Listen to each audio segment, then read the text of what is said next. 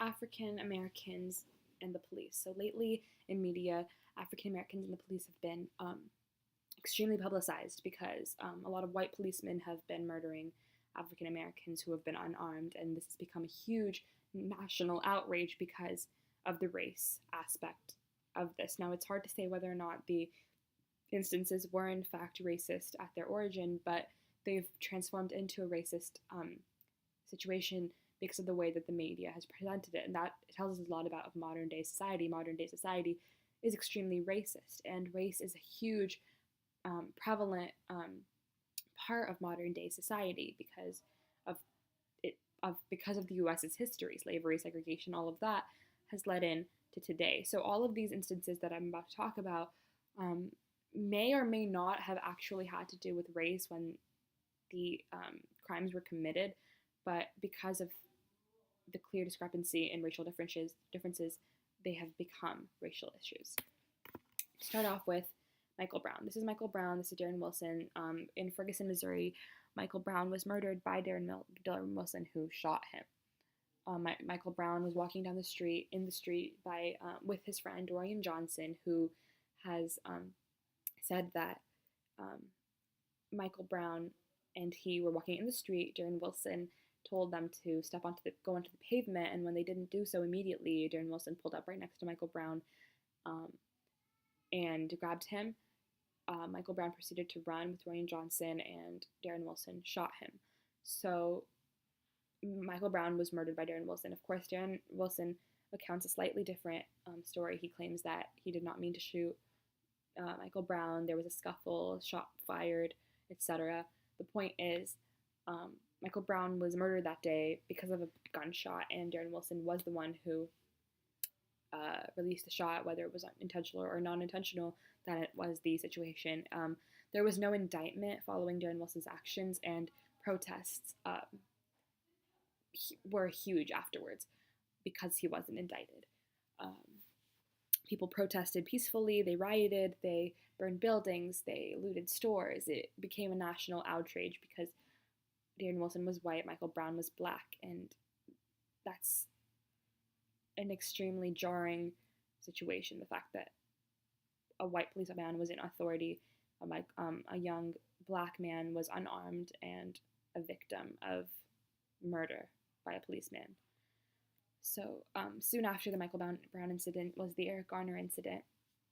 He was accused of selling cigarettes illegally. He claimed that he did not do so. He was asthmatic, and he was supposed to be arrested, but when he refused to be arrested because he claimed that he was not doing anything wrong, he was choked by this man, Pantaleo.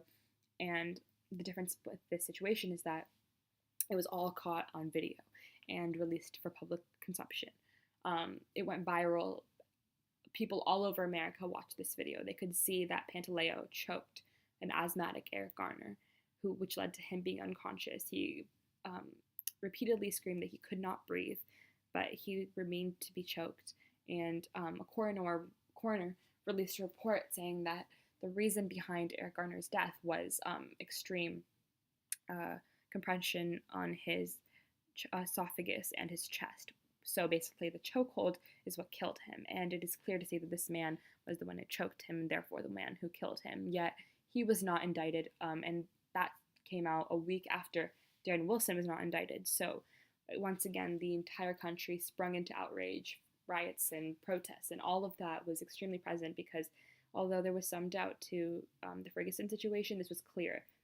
Civilians could see that David Pantaleo had killed Eric Garner and was not indicted for doing so. So this is the video. There's no audio, but I'm just going to skip through it really quickly. We can kind of see exactly what happened to Eric Garner right here. He's claiming that he did not, in fact, sell cigarettes illegally, but that the police officers always give him trouble for doing things that he hadn't done, and he's refusing to be arrested. Here he is being put into a chokehold and dragged to the ground by David Pantaleo, who was the man who choked him. This is him right on top of him.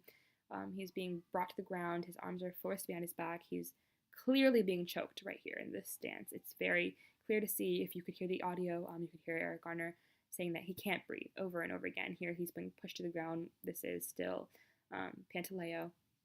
and eventually that chokehold killed him, but Pantaleo was not indicted. So you can see exactly why the country was so um, angry about that situation. Moving on to Walter Scott. This is Walter Scott. This is William Slager, the man who killed Walter Scott. Walter Scott had delinquent non-paying of child support charges against him. He was supposed to be arrested. He refused arrest. William Slager shot him. The reason for doing so, according to William Slager, was that they were he refused to be arrested, and they both went for William Slager's taser. And in a moment of fear, William Slager proceeded to shoot him. However, the only thing that doesn't really match with the story is the fact that he shot him 8 times. And even in a case of self-defense, one need only shoot a man once to, save himself. But Walter Scott started running as soon as William Slager pulled out his gun, and he proceeded to shoot him 8 times. So because of that, retribution was achieved, and William Slager was charged with murder, so he is paying for his actions because they are just so undeniably cruel. And once again, situation, white police officer, black man, which is, I think, why it was paired with the other 2 situations, even though this man did receive the punishment for his actions. Moving on to Freddie Gray, this is kind of different than the other 2 because he wasn't necessarily murdered directly in the same sense. And it's actually unclear exactly what happened. He lived in Baltimore. He was arrested, and he died 7 days after his arrest because in the police car, he had severed his spine and was therefore comatose and died 7 days later. Now, he was under the supervision of 6 white police officers, which I think is why this is considered to be one of the other situations, just because he was the victim, he was black, and he was under the supervision of 6 white police officers. And that led to his death eventually.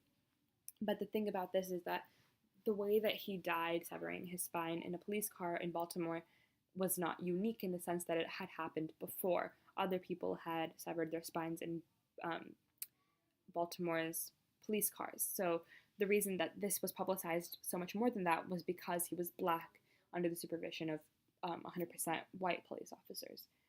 Moving on to kind of looking at the historical reason that this has become such a big issue in modern day. Slavery was started in 1619 when the first African slaves were brought over to the Americas.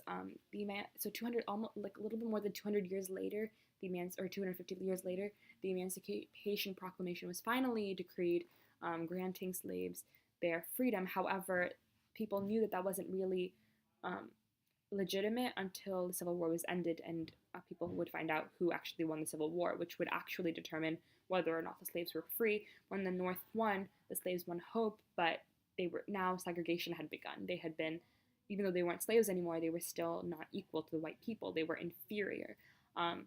Until about the 1960s, when segregation was, the civil rights movement had begun, and segregation had ended in 1964 officially. It was outlawed.